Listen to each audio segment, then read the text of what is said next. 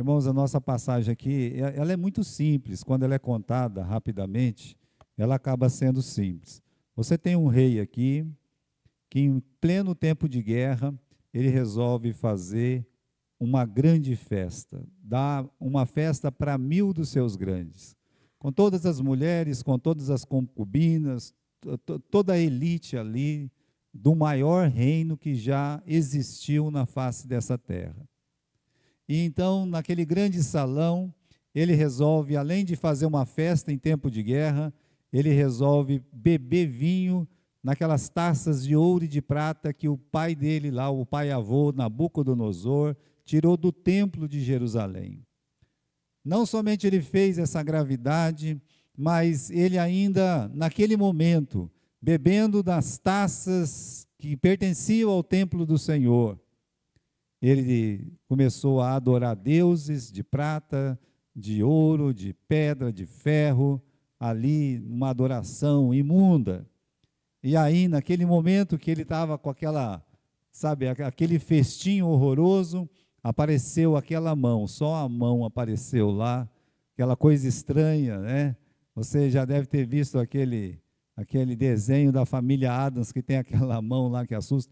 Você vai lá ver aquela mão lá, aquela mão escrevendo na parede, e aquela mão escreveu 4 palavras na parede, que deixou aquele rei tremendo, da cabeça aos pés, e gritando socorro, pedindo para que os sábios entrassem e interpretassem aquilo que estava escrito. Ninguém conseguiu interpretar.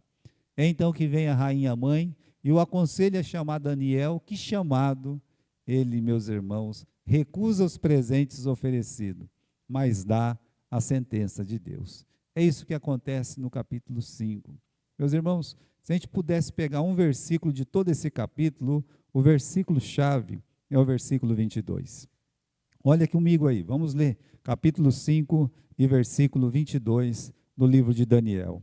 E tu, Belsazar, que és o seu filho, não humilhaste o teu coração, ainda que soubesse de tudo isso. Dá uma olhadinha no tema da nossa mensagem hoje, tá? O título é Achado em Falta, mas o tema aqui é Belsazar, o homem que sabia, mas ele viveu como se não soubesse. O homem que sabia, mas ele viveu como se não soubesse. Estava explicando ontem, aqui na nossa classe também, hoje de manhã, que nós conhecemos aquela pessoa que sabe o que deve fazer e não faz.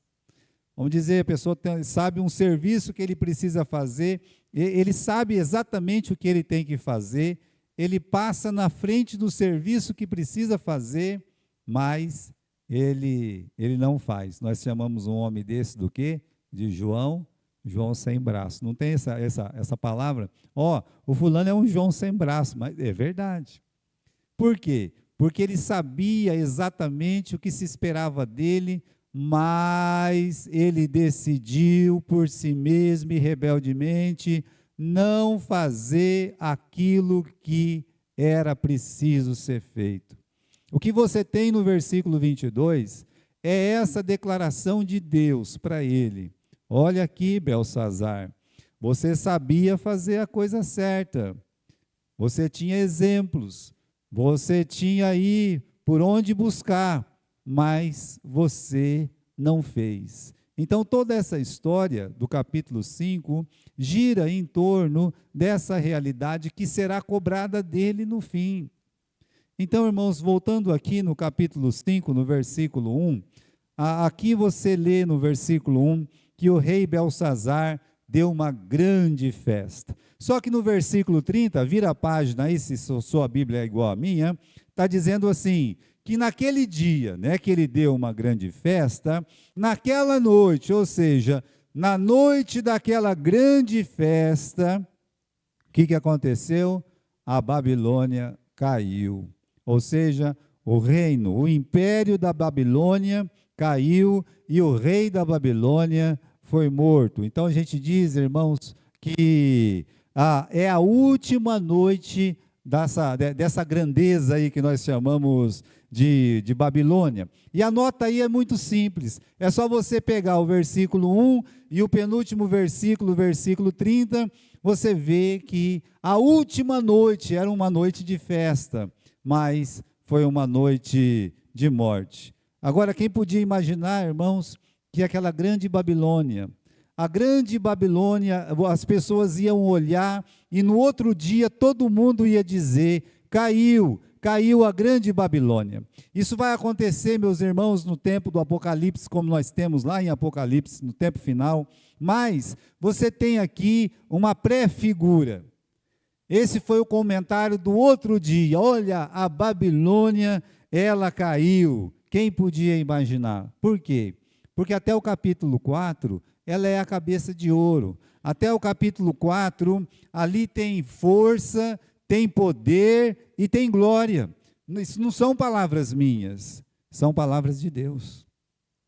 É Deus que diz que aquele reino era um reino de poder, era um reino de glória, é de majestade, era o reino de todos os reis, de grande poder, por isso é chamado naquela estátua de cabeça de ouro. Então a gente não podia imaginar, e quem podia imaginar, perdão, que aquele grande império ia cair assim, de uma hora para outra e tão facilmente. Mas é que não foi de uma hora para outra também, sabe? As pessoas se esquecem que o profeta Isaías já tinha dito 160 anos antes que aquela Babilônia ia cair. Mais ainda, antes que Ciro, que ganhou essa batalha, que foi lá, entrou dentro daquele palácio e matou o rei Belsazar, antes que isso acontecesse, o próprio profeta Isaías disse, em nome, eu vou levantar o Ciro e ele vai lá e ele vai dar fim na Babilônia. Então, meus irmãos, caiu. Uma coisa importante aqui, irmãos, é que, apesar de ser a última noite da Babilônia, não é a única noite da Babilônia. Isso tem que concordar com o versículo 22. Quantas noites teve o reino da Babilônia? E quantas noites teve o rei Belsazar? Pense sobre isso. Aquela foi a última noite do rei. Entraram lá e mataram ele. É verdade. Você vai ter sua última noite também. Eu também vou ter a minha última noite. Nós vamos ter o nosso último dia. Aquele foi o último dia do rei Belsazar. Mas tem uma coisa, não foi o único dia da vida dele. Aquele último dia simplesmente chega num ponto que todos os outros dias, todos, estão contados ali para uma prestação de conta diante de Deus. Por isso esse capítulo ele é tão especial para a gente refletir sobre a nossa vida espiritual.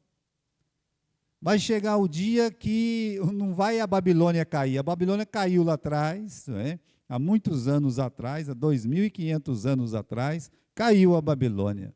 Mas um dia o Gilberto vai cair também. Um dia alguém vai me carregar, correto? E provavelmente todos nós que estamos aqui, ao menos que Jesus Cristo volte. Essa é a realidade. Não é uma realidade minha, que a palavra de Deus diz. Está ordenado a todo homem o quê? A morte. Então, é uma coisa que nós, meus irmãos, vamos passar. Vai chegar esse dia. O dia que chegou para a Babilônia, vai chegar para cada um de nós. Mas vamos olhar para esse rei aqui, o rei Belsazar. Quem que ele era? Ele é chamado aqui, olha, o filho de Nabucodonosor. Na verdade, meus irmãos, ele era neto de Nabucodonosor. E por isso que no versículo 16, ele fala uma palavra muito importante para entender sobre o seu reinado. Ele fala assim, olha, aquele que descobriu o que está escrito aí na parede, eu vou dar a roupa de rei para ele, eu vou colocar um colar de ouro no pescoço dele, e ele vai ser o terceiro governante, ou o terceiro no reino. Por quê? Porque ele também não era o primeiro. O primeiro era o pai dele, que já tinha sido capturado praticamente. E ele fugiu para a cidade. E ele estava lá se resistindo, porque naquele tempo as cidades tinham muros fortes e havia muito suprimento dentro da cidade. Os historiadores dizem que havia mantimento para eles sobreviverem por 20 anos dentro daquela cidade. Então, ele entrou lá dentro e disse: quem é que vai poder tirar a gente daqui? Enormes muros, flecheiros matando todo mundo que está lá embaixo, impossível de entrar. É isso que ele imaginava.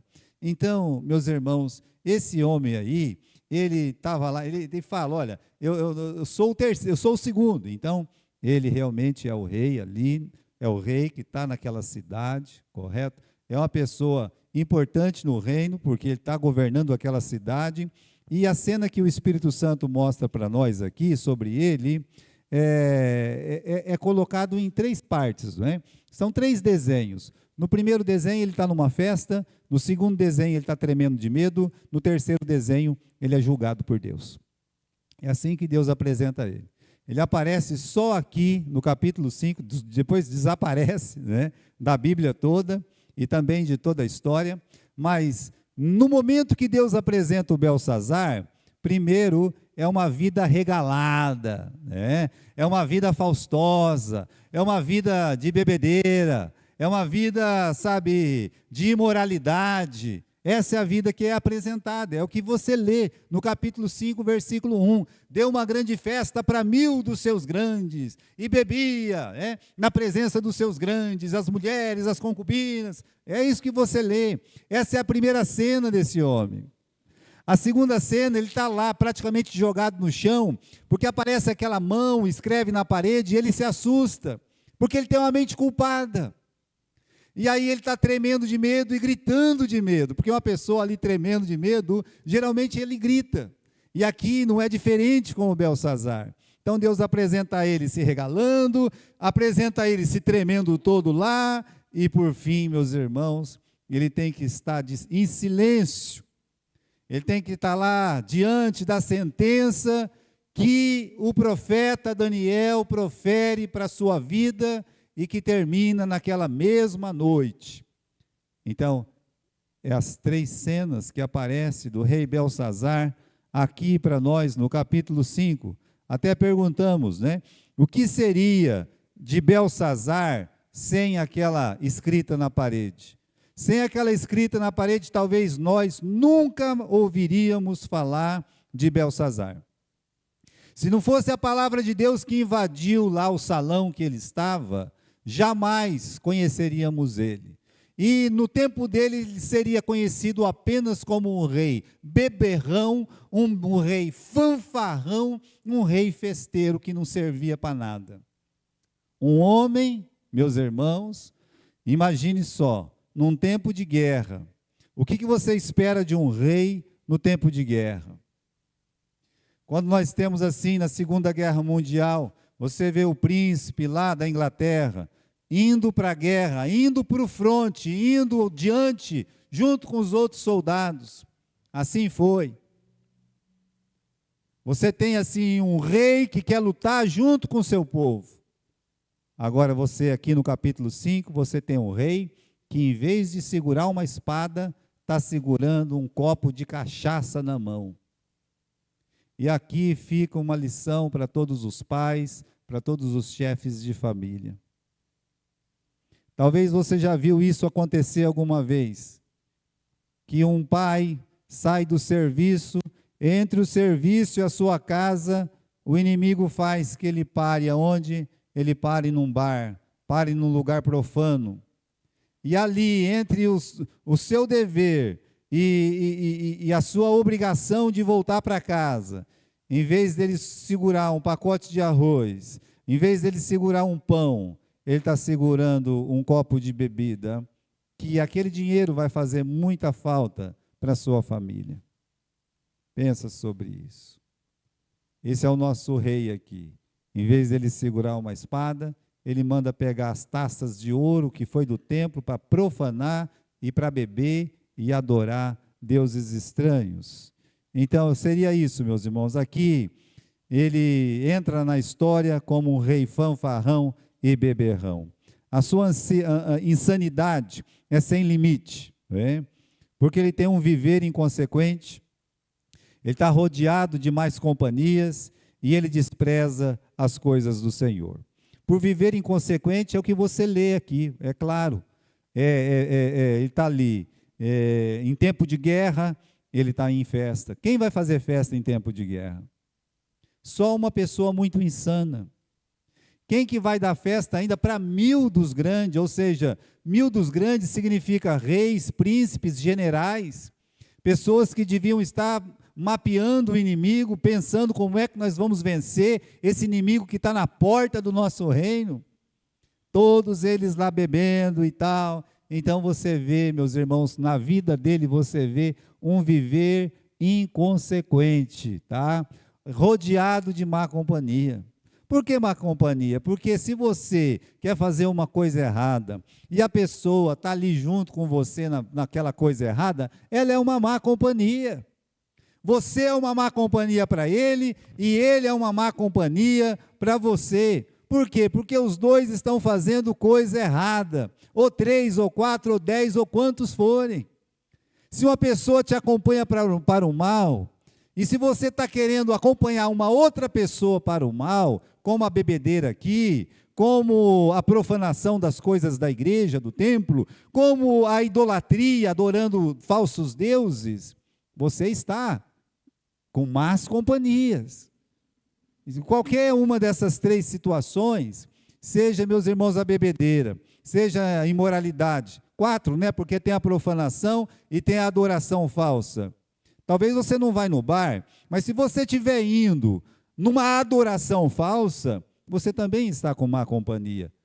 Não é uma má companhia de profanação, mas é uma má companhia espiritual. Vai te levar para o inferno?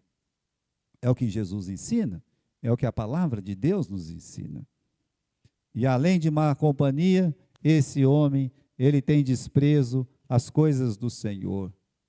Onde já se viu, nem o rei Nabucodonosor, com toda a força, com todo o poder, com toda a glória que ele tinha, ele ousou pegar os vasos do templo do Senhor, as taças do templo do Senhor, para encher de pinga, encher de vinho e servir ali aqueles homens, aquelas mulheres. Ele não teve coragem de fazer isso. Mas o Beltsazar, um homem que não era ninguém, ele teve coragem de fazer isso, de profanar as coisas do Senhor. Olha o desprezo que se dá às coisas do Senhor. Então, quando você olha para o Beltsazar, irmãos, é uma figura deste mundo, é uma figura do mundanismo mesmo. O mundanismo é essas 3 coisas. Você pode olhar e ver, ó, o que é o mundanismo? É isso aí, né? É um retrato do nosso mundo. O viver inconsequente, tá? Como se Deus não se importasse, como se Deus não estivesse vendo, como se Deus não existisse. Então, isso aí é um viver inconsequente. Eu vou viver de qualquer jeito. Agora, é uma pena que os crentes possam pensar isso. É uma pena que os filhos dos crentes possam pensar isso. Eles não podem pensar assim, porque, na verdade, lembra do nosso título? Eles sabem, mas eles vivem como não sabem. Na verdade, sabem. Na verdade, eu sei, não posso viver como se eu não soubesse. Por isso, o mundo vive assim, sabe? Vivem como se Deus não se importasse, vive como se a palavra de Deus não os avisasse. A palavra de Deus ainda escreve nas paredes, na parede do nosso coração, vive para os seus apetites e prazeres. Quantos jovens, meus irmãos, morrem todo final de semana, ou às vezes até durante a semana, de uma forma assim que é tão absurda. Olha, o que ele fez? Ele bebeu, se jogou na piscina. Ele estava andando com o carro bêbado. Não é assim que acontecem as coisas? Quantas vezes nós vamos pegar o jornal e ler a mesma história de pessoas conhecidas, ou às vezes que nós nunca vimos, mas quando vai ver, é um viver inconsequente. Seja um rapaz, seja uma moça, não viva assim. Crente em Cristo Jesus, não imite o mundo, não viva de uma forma inconsequente. O rodear de más companhias, por que essas pessoas famosas têm que ser o nosso padrão? Por que eles têm que ser os nossos ídolos? Eles não precisam ser, eles não podem ser. As nossas jovens às vezes querem vestir que nem essas moças indecentes do mundo. Os nossos jovens, da mesma forma, querem que se pintar e fazer as coisas que nem esse pessoal do mundo. Mas olha, isso é um mundo. É o viver inconsequente, mas também é estar olhando ali e falar assim, olha, eu quero essa companhia, mas essa companhia diante de Deus, isso é desprezível diante de Deus. Para onde está levando? Veja, nós estamos conversando hoje ali, né? Eu não me lembro nem com quem, porque eu converso com tanta gente, mas falando da escola, né? E aí, quando se fala da escola, olha, o fulano, não tem professor que dá conta da escola hoje, mas é claro que não tem. No meu tempo, a diretora, a Sandra deve lembrar da dona Rosa Maria, era desse tamanho, eu acho, Sandra, a dona Rosa Maria. Lembra da dona Rosa? A Sandra está aqui ou não? Acho que a minha irmã não está. Tá? Era desse tamanho assim? Desse tamanhozinho assim. Olha, eu tinha amigo, o Serjão, vivia querendo me bater, né? E eu vivia querendo correr dele, né? Do mesmo jeito que ele queria, eu também queria. Um bater, eu correr dele. Mas era enorme, sabe? Quando falava, eu vou contar para a dona Rosa, né? Acabava o problema. Mas sabe por quê? Porque tinha uma coisa que hoje não tem mais. Porque nossas escolas, elas estão dominadas pelo mundanismo também. Autoridade. Autoridade. A professora fala, as pessoas ficavam quietas. Hoje eles jogam papel, bate, xinga, humilha. A pessoa não estuda, passa. Passa. E se não passar, ai do professor, porque o pai vai lá brigar, xingar, porque onde já se viu, meu querido filhinho, né? Então, irmãos, esse é o mundo, essa é a companhia que nós queremos do nosso lado? Não. A igreja, o povo de Deus, tem que se conscientizar que esse tipo de companhia não nos serve. Não siga o mundo. Depois, você tem o desprezo às coisas do Senhor. Ah, pastor, graças a Deus, hoje não tem mais as taças do templo, então não corro o perigo de profanar as taças do templo. É verdade, mas tem o templo. Tem a casa do Senhor. Tem a igreja do Senhor, que é chamada noiva do nosso Senhor Jesus Cristo, o corpo do nosso Senhor Jesus Cristo, que é muito mais do que uma taça feita de lata, de ouro, de prata, que seja o que for. Tem o corpo vivo, chamado corpo vivo do nosso Senhor Jesus Cristo, que é a igreja. Qual é o valor que nós damos para a casa do Senhor? Para as coisas do Senhor, para a ceia do Senhor. Então, irmãos, quando você olha para esse capítulo 5 e vê o Belsazar, ele nada mais é do que uma fotografia deste mundo que nós vivemos. É assim que Deus o vê. Aí, irmãos, Deus entrou na festa, né, sem ser convidado. Aqui no capítulo 5, vamos lá, todo mundo festando, imagine, todo mundo festando. E aqui no capítulo 5, no versículo 5, diz que na mesma hora apareceram os dedos na mão de mão de homem, e escreviam de frente do castiçal, ou seja, perto da luz, para todo mundo poder ler. Na caiadura, quer dizer, naquela parte de gesso da parede do palácio real, e o rei via a parte da mão que estava escrevendo. Irmãos, Deus entrou sem ser convidado. Não me lembro assim de entrar numa festa que eu não tenha sido convidado, a não ser que você chega lá por engano, você não sabia, mas de invasão não. E quando você quer fazer uma festa, ou quando você quer fazer alguma coisa errada, uma coisa bem assim, que desagrada a espiritualidade, você não vai convidar Deus. É claro que você não vai convidar Deus, oh, meu Deus, eu quero que o Senhor me acompanhe aqui, que o Senhor me acompanhe no meu erro, no meu pecado. Você não vai fazer isso. Mas acredite, Deus, Ele entrou sem ser convidado. Quando nós, na nossa vida, em algum momento, se nós pecarmos, acredite, Deus, Ele vai entrar sem ser convidado. E Ele vai entrar e vai escrever essas mesmas palavras que Ele escreveu ali para o rei Belsazar. Ele entra, Ele invade o lugar ali, tá certo? Deus é uma pessoa não quista ali, é claro que Ele é, não é? E escreve na parede.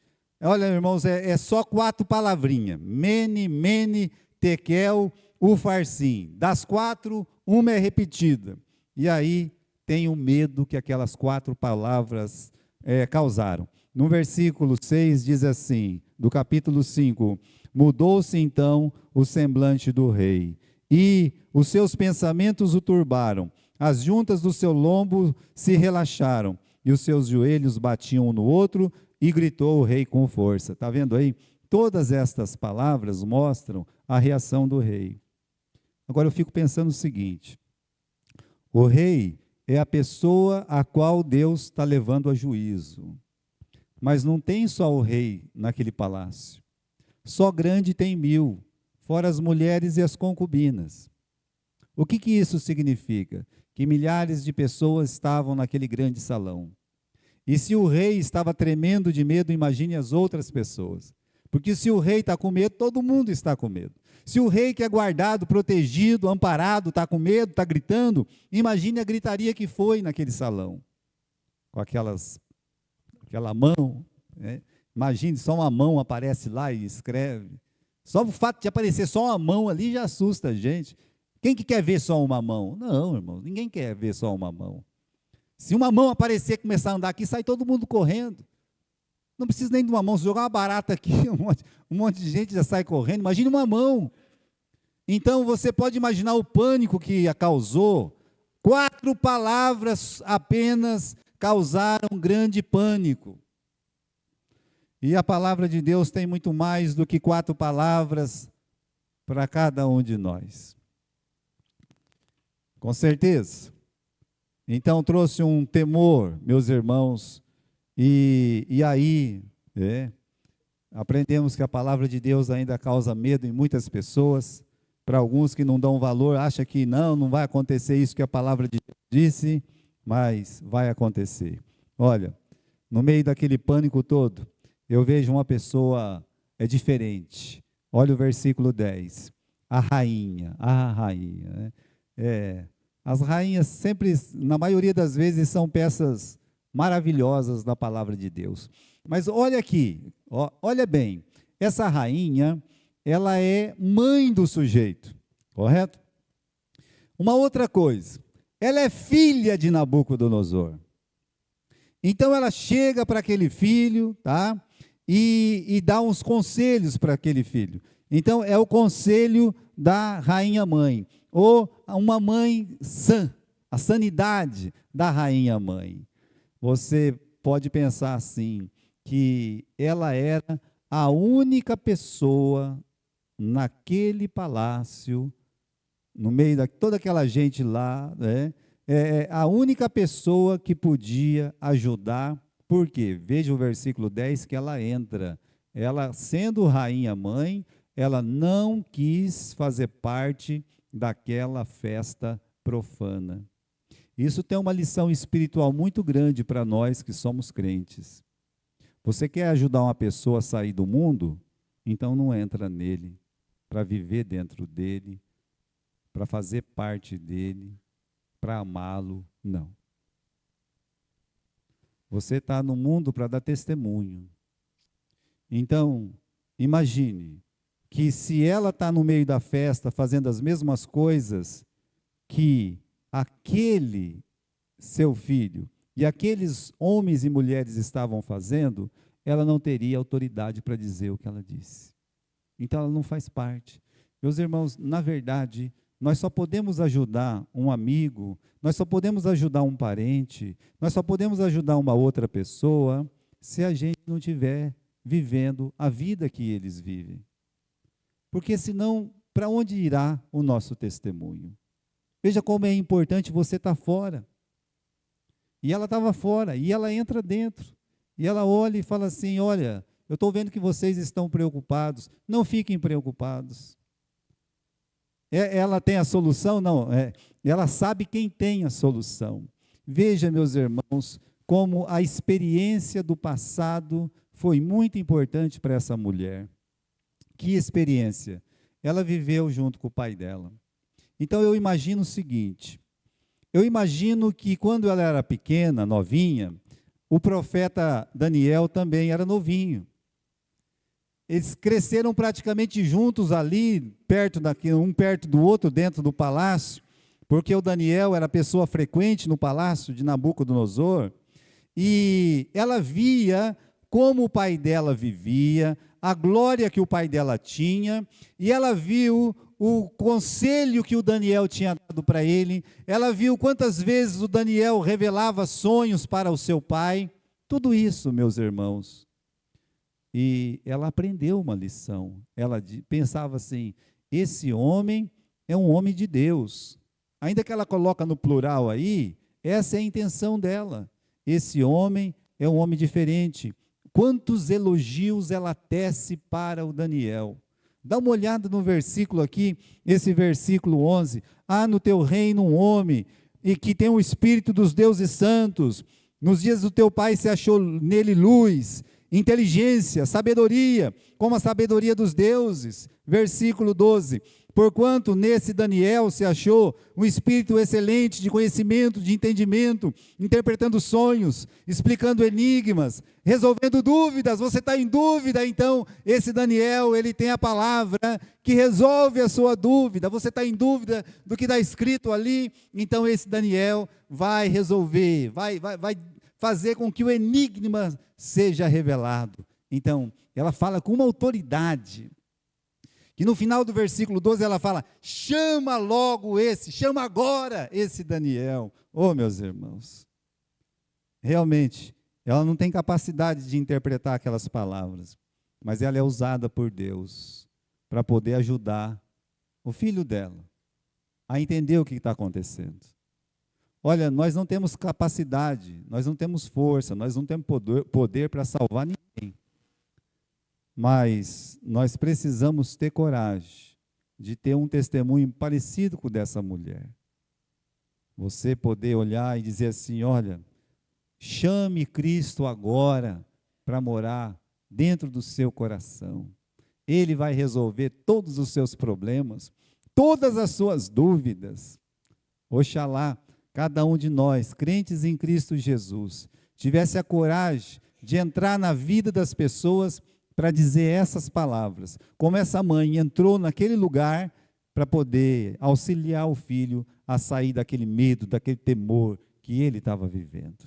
Muito bem, chame-se Daniel, e Daniel compareceu. Lá vem o Daniel. Qual é, meus irmãos, a questão aqui? Daniel era introduzido. Então, no versículo 13 diz que Daniel, ele foi introduzido diante do rei. Como eu disse, portador de muitas virtudes. Mas é uma pena que um homem como ele fosse tão ridicularizado por aquele rei insano. Olha o que acontece no versículo 14. Vamos dizer que você precisa da ajuda de uma pessoa, como ele precisava da ajuda de Daniel. Ele diz: eu tenho ouvido dizer a teu respeito que os espíritos dos deuses... versículo 13. Então Daniel foi introduzido à presença do rei. Falou o rei dizendo a Daniel: você é aquele Daniel, um dos filhos dos cativos de Judá, que o rei meu pai trouxe de Judá? Isso não é coisa de falar para o Daniel?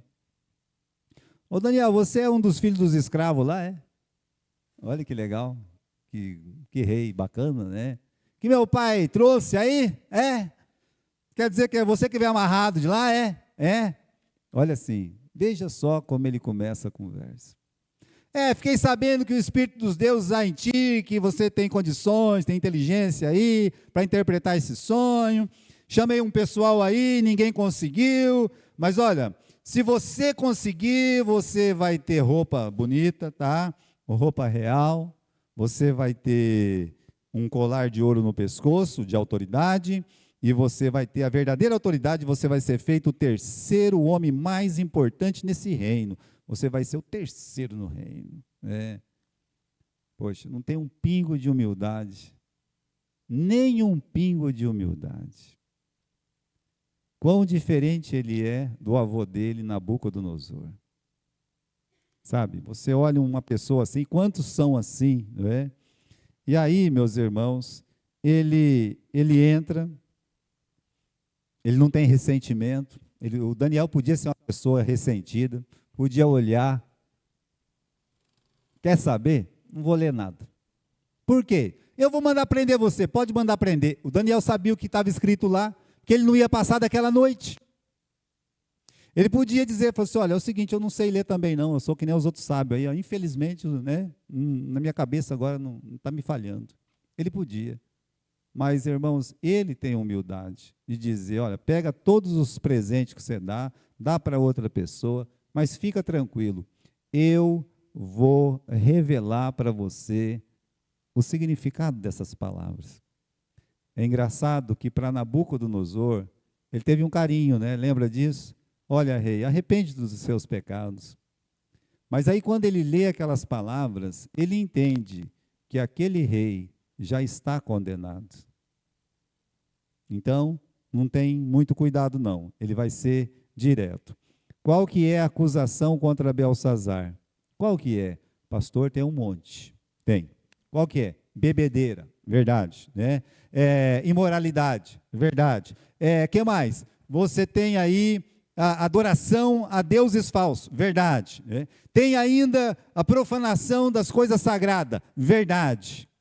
Mas nenhum desses pecados é o central, é o que realmente está pegando com o Belsazar.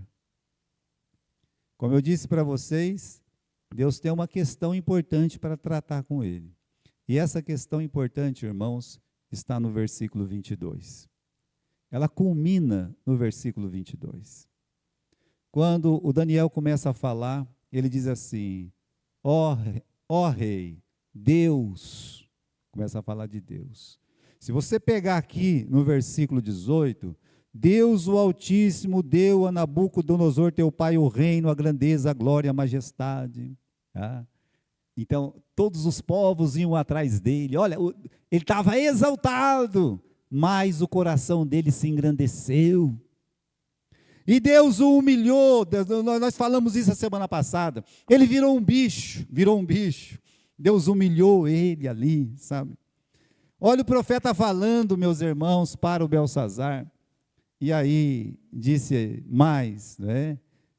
Humilhou ele, até que ele reconheceu que Deus reina e dá o reino para quem ele quiser. Ou seja, ele glorifica a Deus. E é nesse momento que ele cita o versículo 22 e fala, e você sabia de tudo isso. Você sabia, quando ele fala isso, você pode imaginar que a mãe dele, quando ele era pequeno, a mãe dele levava ele para ver o vô. Vamos visitar o vô? Vamos. Mãe, por que o vô está bravo? É porque ninguém consegue interpretar o sonho dele. Tal, né? Aí entra o Daniel e interpreta, mas criança, né? Deve ter esquecido, de coisa e tal. Mas, e o tempo que ele ia visitar o vô dele, e o vô dele tinha virado bicho. Mãe, o que aconteceu com o vô?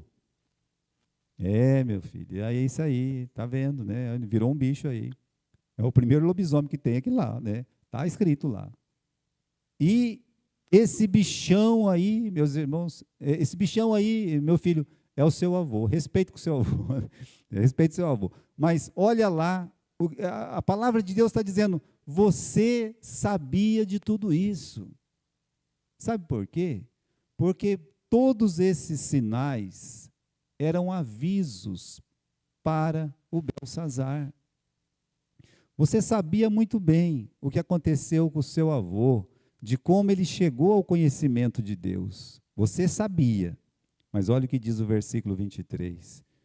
E tu, Belsazar, que és seu filho, não humilhou o seu coração, ainda que soubesse tudo isso, e levantastes contra o Senhor do céu. Você sabendo, você se levantou contra Deus. Quando você sabe a palavra de Deus e você não cumpre a palavra de Deus, você também está se levantando contra Deus. Você sabia, mas você se levantou contra Deus. Como assim? Continue no versículo 23. Ele diz, foram trazidos à tua presença os vasos da casa dele e dos teus senhores, e os teus senhores e as tuas mulheres e as tuas concubinas, bebeste vinho neles. Além disso, Deste louvores aos deuses de prata, de ouro, de bronze, de ferro, de madeira, de pedra, que não veem, que não ouvem, não sabem, mas a Deus em cuja mão está a tua vida e de quem são todos os teus caminhos, a Ele não glorificaste. Que versículo é esse, irmãos? Você sabia tudo o que aconteceu com o seu avô, e o que você fez? Você foi lá, se levantou contra Deus. Você pegou os vasos da casa de Deus e bebeu na frente ali de todos. Você profanou as coisas sagradas. Uma outra coisa, você começou a adorar deuses de prata, de ouro, de ferro, de bronze. Você fez isso. Deuses que têm olho, mas não vê, tem nariz, mas não cheira, tem ouvido, mas não escuta, não é isso que está escrito aí? Que não pode ver, que não pode falar, que não pode ouvir. Você adorou deuses assim, mas o Deus cuja vida, olha, a tua vida está na mão dele, esse Deus, né? E os teus caminhos estão na mão dele, você não glorificou. Então, irmãos, por isso nós colocamos o título dessa mensagem, Belsazar, o homem que sabia, mas ele viveu como se não soubesse. Ele sabia, mas ele quis viver como um João sem braço. Eu vou continuar no pecado, eu vou continuar rebeldemente, eu vou adorar ídolos mesmo, eu vou beber nas taças da casa do Senhor, eu vou dar uma festa aqui para os meus grandes. E sim, ele sabia o que tinha que fazer, mas ele fez tudo ao contrário. E é por isso, meus irmãos, é por isso que apareceu essas 4 palavras lá. Daniel explica claramente isso. Ele diz aqui no versículo 24, então, dele foi enviada aquela parte da mão que escreveu esse escrito. Então, qual a grande acusação contra Belsazar? É essa, meus irmãos, que ele sabia fazer o que tinha que ser feito, mas ele não fez. Ele desprezou os conselhos de Deus. Agora vamos terminar a nossa mensagem dizendo, isso aqui é um grilo, tá? Se você vê alguma coisa passando, é um grilo, não é uma barata. Veja só, qual é, meus irmãos, o significado dessas 4 palavras? 3 palavras, né? Mene, mene, tekel e ufarsim. A palavra mene, né? Mene quer dizer contado. Tekel quer dizer pesado. Ufarsim quer dizer dividido. Mas aí tem a interpretação. Então, mene, o Daniel diz que Deus, ele conta os nossos dias. O salmista diz, Senhor, me ensina a contar os nossos dias, os meus dias. Então, o que é isso, pastor? Saber contar os dias. Quando Jacó se encontrou com o faraó perguntou, quantos anos você tem? Ele disse, o teu servo tem 130 anos, que foram poucos e maus. Se ele tinha 130 anos, ele falava que era pouco, o que sou eu com 55? Bem, a minha prima tia faleceu essa semana e ela tinha 75 anos. Ela podia dizer, os meus dias foram poucos e maus. O que é aprender a contar os dias? É entender que os seus dias são poucos. É entender que a nossa vida, ela é passageira. É isso. Isso nos levará a viver com propósito. Lembra daquela história que Jesus contou do homem rico? Ô, minha alma, come, bebe, goza, regala-te. Aí vem aquela voz do céu dizendo o quê? Louco, hoje pedirão a tua alma, e o que tens preparado, para quem será? Isso tem a ver com contar os dias. Quando eu aprendo que os meus dias, o meu dia último pode ser hoje, eu fico pensando, então eu tenho que me preparar para me encontrar com Deus. Aprenda a contar os seus dias. A segunda palavra é tekel. A nossa mensagem, meus irmãos, poderia se chamar tekel, tá? Por quê? Tekel é pesado. Deus pesa as nossas intenções. Olha esse Salmo 139 aqui. Sonda-me, ó Deus, conhece o meu coração, prova-me, conhece os meus pensamentos, vê se há em mim algum caminho mau e guia-me pelo caminho eterno. Salmo 139, versículo 3 e 4. Sonda-me, ó Deus, conhece o meu coração. Agora, quando fala de pesar, para que serve uma balança? A balança serve para ver se a medida está certa ou se está errada. É claro, nós temos balança hoje, sabe, assim, tudo você vai comprar um arroz hoje, vai lá, pega 5 quilos, você já sabe que é 5 quilos. Perto de casa tinha um lugar lá que é a máquina, chamava máquina. Às vezes meu pai falava, Beto, vai lá, compra 1 quilo de arroz. Aí tinha um monte de tipo de arroz, tinha um arroz lá que era um jeito, dois jeitos, não comprava nem o mais caro, nem o mais barato, né? A gente era assim lá. Aí o camarada pegava aquele, sabe, um negoção assim, jogava dentro lá, jogava no pacotinho, né? A balancinha dele era um negócio que subia e descia assim, sabe? Quando ficava no meio, é porque está na medida certa. Né? Eu acho que é a balança mais justa que eu já vi na minha vida. A balancinha lá. Ou seja, medida certa. Aqui achou a medida. Acredite, irmãos, que Deus ele tem uma balança para nós. Nossa vida, ela é medida por Deus. Deus sonda corações e julga intenções do Espírito, diz o apóstolo Paulo. Pesar, o que é pesar aí na Bíblia? Pesar é que o seu coração está sendo medido por Deus. Suas intenções estão sendo medidas por Deus. A tua vida está sendo pesada por Deus. E aí tem a terceira palavra, meus irmãos, o farsim, que é a palavra de juízo para o Belsazar. Olha, o seu reino foi dividido, então é o seu fim. Interessante isso. Porque no caso dele, teve uma dura condenação. Olha aqui, versículo 28. Pérez, dividido foi o teu reino e dado aos medos e persas. Ou seja, o resultado da contagem, o resultado da pesagem, da vida do Belsazar, foi o quê? Condenação. Olha o que a palavra de Deus diz aqui no versículo 27. Pesado fostes na balança e achado em falta. Está devendo para Deus. Quem deve para Deus vai para o inferno. É a palavra de Deus que está dizendo, não é o pastor. É o pastor. O pastor não pode falar nada, mas Deus, ele diz isso. Note que o juízo dele foi imediato. Aqui no versículo 20, apesar dele ter mandado colocar toda aquela roupa, o colar de ouro no Daniel, e declarar que ele era o terceiro, coitado do Daniel, né? Foi declarado o terceiro do reino, não durou horas, o reino acabou. Né? Versículo 30, naquela noite foi morto o rei Belsazar. Acabou. Olha que interessante. O Nabucodonosor teve 12 meses para se arrepender. Correto?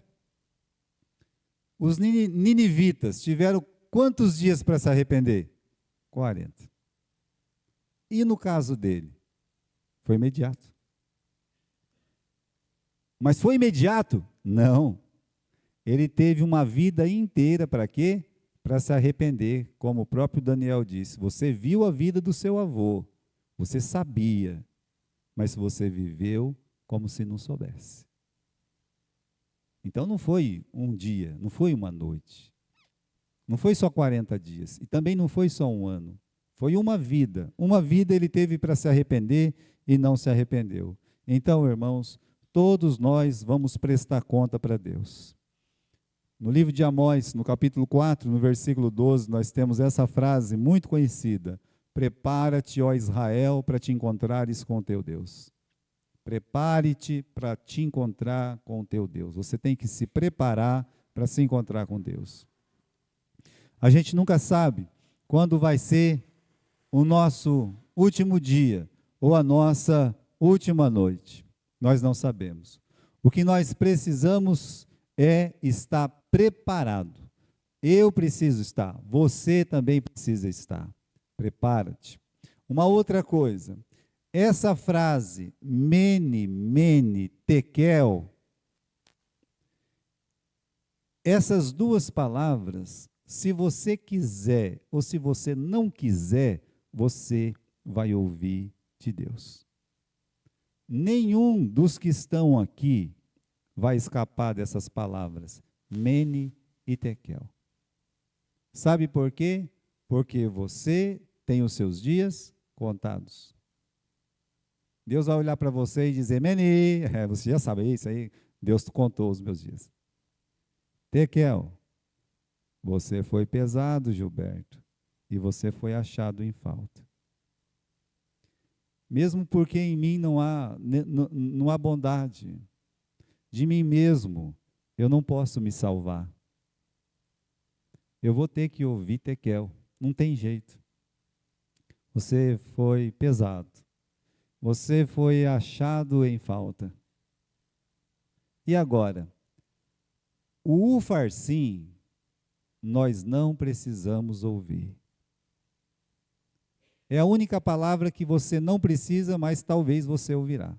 A palavra de condenação, você não precisa ouvir. Eu vou dizer por quê. Eu estou ali, pesado, achado em falta, o que eu preciso? O que diz o livro de 1 João, capítulo 2, versículo 1?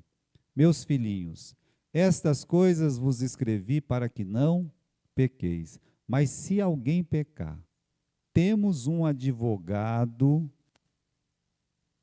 Quem é esse advogado? Temos um advogado junto ao Pai, que é Jesus, né? Ele é a propiciação dos nossos pecados, e não somente dos nossos pecados, mas de todo mundo. Olha, na verdade, Cristo quer ser o advogado de todos. Para naquele momento, Gilberto, você foi pesado, você foi achado em falta. Opa, vai ter um advogado lá para olhar e dizer, meu pai, eu morri a morte dele. Eu paguei a culpa dele.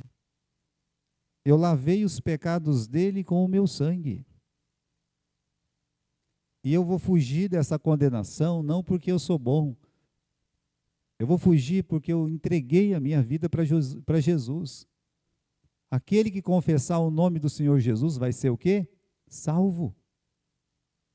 Então, eu quero terminar citando João capítulo 3, versículo 18. Vamos lá, você pode abrir comigo lá, em João capítulo 3 e versículo 18. Se você não encontrar, você tem na tela aqui, né?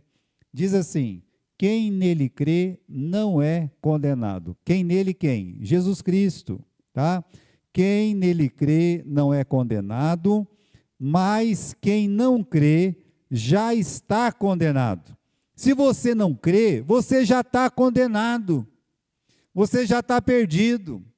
Mene, mene, tekel, ufarsim, ou seja, você foi contado os seus dias, pesado, achado em falta na balança de Deus, e você está condenado. Então, meus irmãos, a palavra é, quem nele crê não será condenado. Se você crê em Cristo como Salvador, você tira a condenação de cima de você.